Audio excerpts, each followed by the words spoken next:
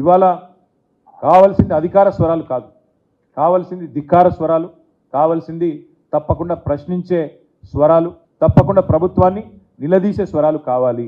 అందుకే శాసన మండలిలో ఒక యువకుడు, ఉత్సాహవంతుడు, డెఫినెట్గా మీ అందరికీ కూడా రేపటి రోజున మేలు చేయగలిగే విద్యావంతుల తరపున మరి ఒక బ్లాక్మెయిలర్ని ఎన్నుకుంటే రేపటి రోజున జరిగేది ఏంటంటే మళ్ళీ ఆయన ఎప్పటికప్పుడు పార్టీలు మార్చడమే కాకుండా ఎప్పటికప్పుడు మీడియాను అడ్డం పెట్టుకొని బ్లాక్మెయిల్ చేసే ఒక వ్యక్తి అవతల వైపు కాంగ్రెస్ పార్టీ నుంచి పోటీ చేస్తూ ఉన్నాడు. ఆయన ఎప్పుడు ఏ పార్టీలో ఉంటాడో తెలియదు, ఎప్పుడు ఎవరిని నిందిస్తాడో తెలియదు.